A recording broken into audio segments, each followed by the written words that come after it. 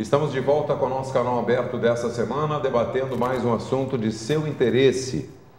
Você acredita na ressocialização de presos? Neste segundo bloco, além do César Corrales, diretor do Presídio de Novo Hamburgo, Berlise Anschau, psicóloga formada em RP, a doutora Eliane Venitz, advogada criminalista, civil e familiar. Está conosco o vice-prefeito da nossa cidade, Roque Serpa, ele que também preside a Federação das Comunidades Terapêuticas do Estado do Rio Grande do Sul, FECTERS. Roque, seja bem-vindo ao nosso programa. Nós já fizemos o primeiro bloco debatendo esse assunto de extrema importância para a nossa comunidade, e eu sei que as comunidades terapêuticas, essa federação que você preside, tem a sua parcela de contribuição nessa ressocialização de presos, né? Seja bem-vindo. Com certeza. Agradeço aí o honroso convite e dizer da nossa alegria em poder estar uma vez mais aqui nesta programação e especialmente nesse tema, né, tão importante. Saudar os debatedores aqui também que estão dando a sua parcela de contribuição. Dentro do âmbito das comunidades terapêuticas, da drogadição, que é uma das causas, né, do problema hoje da população carcerária, no estado nós contamos com 210 comunidades terapêuticas. Então isso dá um universo aí de mais de 6 mil residentes hoje que estão no processo de acolhimento e de recuperação, sendo que a sua maioria vem desse histórico, né, de conflito com a lei e que, enfim, talvez mais de 80% a origem dos problemas hoje também com relação à criminalidade se dá devido ao consumo de droga e ao tráfico, né, seja ele de grande porte ou menor, né? Mas, enfim, a contribuição das comunidades terapêuticas hoje no Estado e no Brasil tem sido... a semana passada estávamos em Brasília conversando sobre isso. Hoje nós temos mais de 81 mil residentes hoje que estão dentro das comunidades terapêuticas. Então, pelo Brasil? Em todo o Brasil. Aqui no Estado chega a quase 7 mil. E o trabalho das comunidades é um trabalho... internação voluntária, o programa de acolhimento no período de 9 a 12 meses, baseado no tripé, né, que dentro do método, o trabalho, as regras e a espiritualidade, então se trata no sentido integral assim, do ser humano, né, corpo, alma e espírito, né? Se trabalha, então, na sua essência, as comunidades terapêuticas, a maioria são vinculadas também aos movimentos religiosos, mas o programa em si é um programa que também conta com equipe multidisciplinar, né? Então, se trabalha essa questão também do livre-arbítrio, de trabalhar, que eles venham a ter, assim, suas mudança de caráter e poder também fazer boas escolhas saudáveis para o futuro das suas vidas. Bom, fazer a pergunta para ti, a resposta automaticamente pelas tuas ações a gente já sabe, que é sim, né? Uhum. Mas o sim e o não é só uma questão, nós colocamos aqui no primeiro bloco, é uma resposta que abre muitos leques, né? Quer dizer, o sistema hoje não permite, né? O sistema prisional hoje não permite. Uhum. Mas eu queria, assim mesmo, a tua opinião, se eu te perguntasse diretamente assim, acredita na ressocialização de presos? Uhum. Sim, eu acho que é um tema bastante complexo, né? Uma vez que uma sociedade plural, assim, de pensamentos e vários ângulos, assim, de se interpretar essa demanda, esse problema, acho que dentro deste cenário, desse contexto social que nós vivemos hoje, existe muita coisa relacionado à cultura de, né, um preso bom é preso morto, né, enfim, coisas assim desse sentido, né, que vai se impregnando isso. Claro que não podemos assim omitir a questão das consequências hoje trágicas que muitas famílias vão levar para o resto das suas vidas, né? Essa dor das perdas oriundas da violência. Então, acho que tem que se considerar quem pensa diferente, se respeitar, né? Mas, assim, dentro dessa visão de respeito aos que pensam diferentes, acho que existe hoje uma grande maioria da sociedade que acredita, e eu faço parte também desse grupo que acredita na ressocialização do preso, né? Estou 23 anos trabalhando com esse tema e tenho, assim, talvez dezenas, centenas de casos que eu poderia trazer aqui no programa para que, assim, exemplos vivos de pessoas que hoje são cidadãos úteis para a família, para a sociedade, pessoas bem-sucedidas. Enfim, foi uma circunstância na vida que eu não estou livre, ninguém de nós está livre, e qualquer cidadão, né? Enfim, e as pessoas que entraram por esse caminho tiveram a infelicidade, naquele momento, talvez, de ter esse deslize face de uma frustração, de uma situação, ou de uma oportunidade, né? E entraram por esse caminho, mas que são seres humanos que precisam de uma oportunidade e precisam que nós acreditemos, assim, nesse processo de mudanças. E aí vem, claro, todo, no meu ponto de vista, assim, respeitando todos os credos, né? Mas quando a gente olha no contexto, né, da visão também da espiritualidade, né? Nós vimos que Jesus morreu na cruz e o primeiro que ele salvou foi um ladrão, né? Um malfeitor que estava sendo crucificado ao lado dele. Então, quer dizer, dentro de um contexto também de um país que se diz mais de 80% da população cristã, né? Acho que nós temos todo esse histórico favorável, assim, para que nós possa ter esse viés, assim, de oportunizar, né? Um recomeço para essas pessoas, né? Eu visitei as APACs em Belo Horizonte. Pois é, comentava isso, como é que foi conhecer isso vem de encontro ao que a gente falava no primeiro bloco, né, Corrales, que é a questão da indústria dentro do presídio, é isso? Não, o modo APAC... Qual é a diferença? É que no modo APAC, o próprio apenado, ele cuida, né? Um cuida do outro, seria esse o sentido da coisa, né? A empresa não é dentro do presídio? Não é empresa, é um modo de cumprimento da pena. Né? Tipo assim, eles estão num determinado local, eu vou cuidar para o outro não fugir, né? Vou incentivar ele a ficar, né? Cumprir a pena, assim como outros também vão estar, né? Me incentivando a cumprir, né? O que foi determinado pela lei, né? Para, né, sair dali uma pessoa melhor. Uhum. Mas num trabalho fora, não. Como não, isso? Não envolve trabalho? Não envolve trabalho. É que não envolve, né, a figura do carcereiro. Eles estão ali sem a vigilância do carcereiro. Ah, tá certo.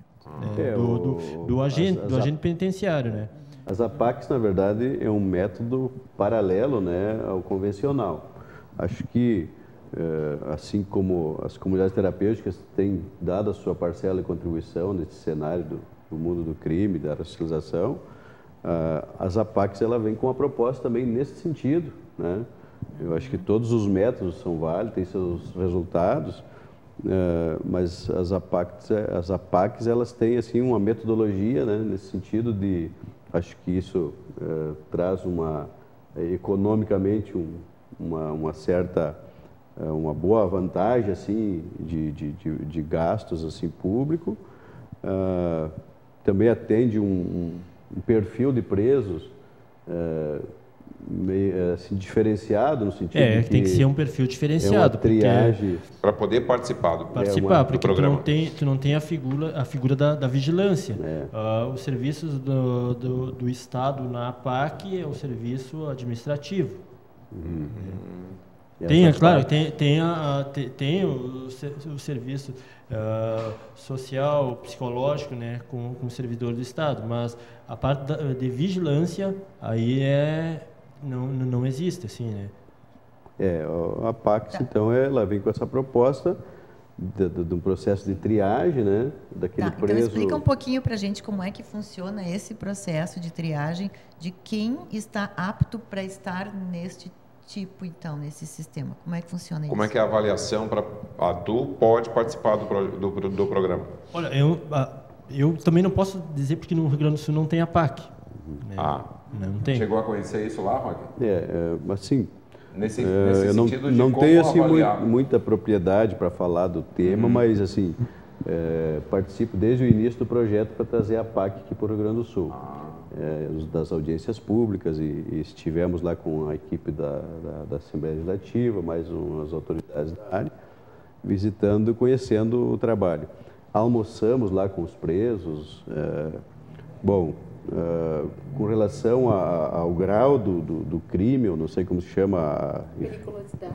Isso, menor potencial ofensivo. a oportunidade é para todos. Não interessa o que o histórico pregressa. A questão é em que o seria o estado que o apenado se encontra naquele momento. Ele possa, então, preencher os requisitos da triagem, essa adesão do programa da APAC, enfim, e lá dentro o método disciplinar também é todo diferenciado.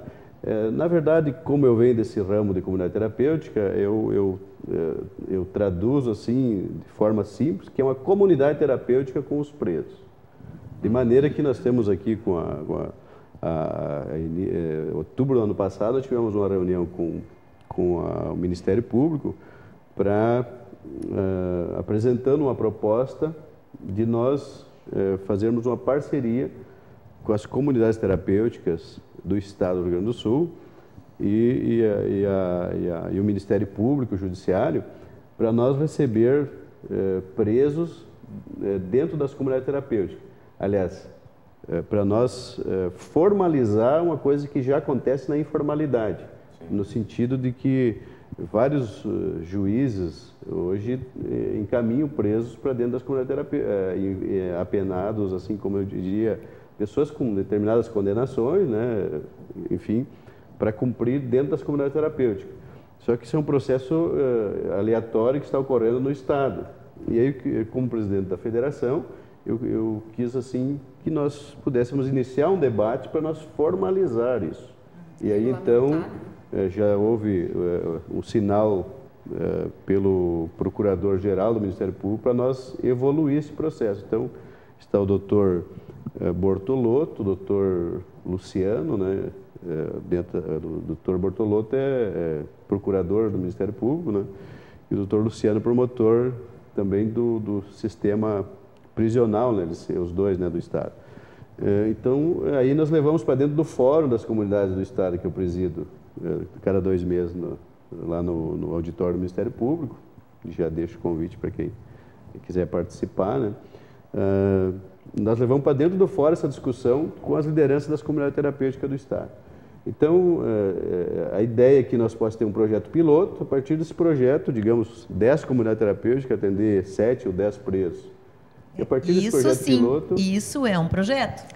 Isso é uma oportunidade de ressocialização. Até quero colocar... que a gente estava falando. Bem de encontro a questão do afeto, que a gente colocou. Eu até quero colocar... De quem receba o preso.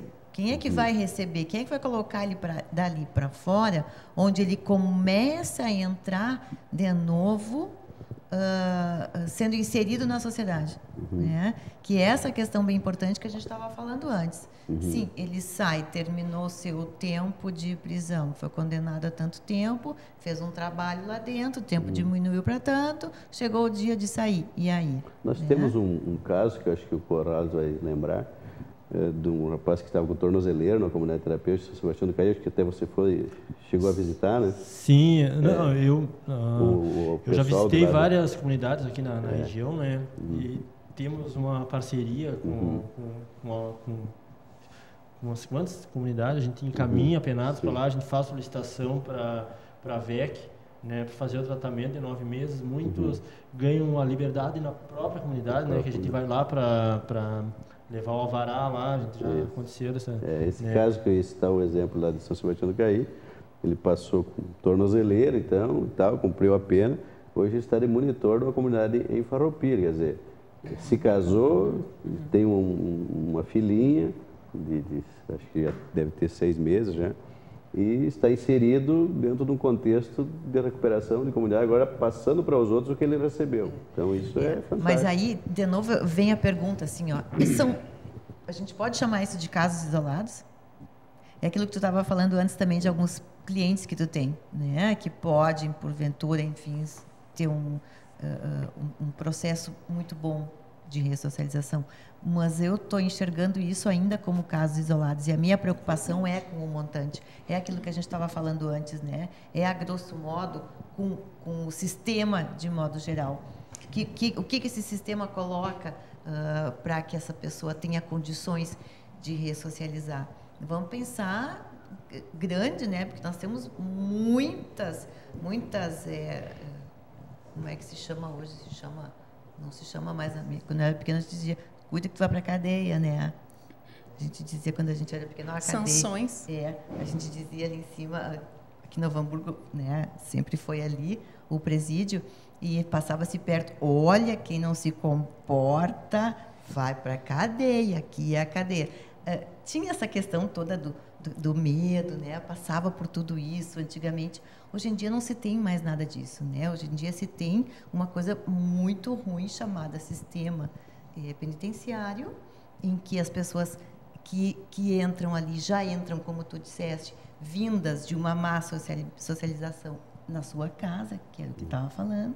Então nós já temos essa questão da estrutura familiar falindo, que é a primeira célula, que é onde o sujeito precisa estar bem inserido para poder ser um sujeito ali, participante da sociedade, de modo geral, sem cair nas drogas, né? Buscando a sua identidade dentro de uma comunidade, sendo um trabalhador, sendo um pai de família, seja uma pessoa que tenha os seus desejos, né? Neste momento em que ele cai nesse sistema penitenciário, cai por terra todos os sonhos.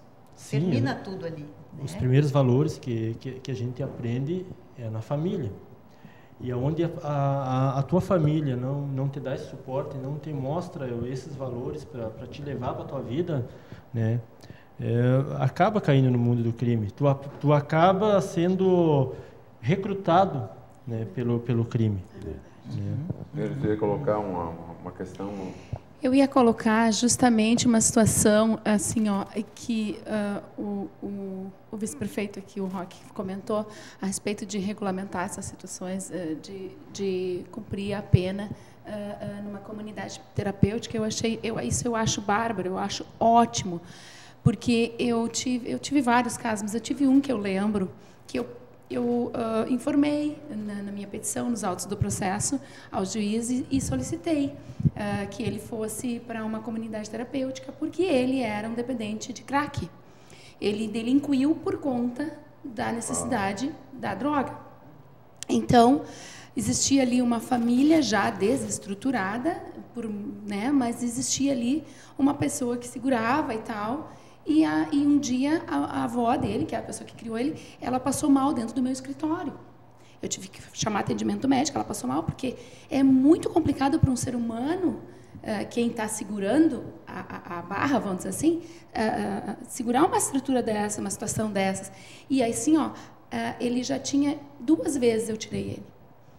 E agora, e aí não tinha justamente, eu não consegui inserir ele numa comunidade terapêutica para ele se ressocializar, para ele se livrar, ser liberto da droga, vamos dizer assim, né? Abandonar o vício, que é o pior, porque ele não é um delinquente, ele não é um criminoso, ele é um drogado, ele é um dependente químico, né? Então, assim... suprir a sua... e aí, nisso, entra realmente daí se é que eu posso chamar assim, mas os grandes criminosos, que são os agenciadores, que são os traficantes. Esses sim têm uma plena consciência de o que estão fazendo, Porque aí entra o dinheiro no meio. Aí não é só mais uma necessidade... Dinheiro e poder, né? É, dinheiro e poder. Aí não é mais um crime por conta da sua necessidade.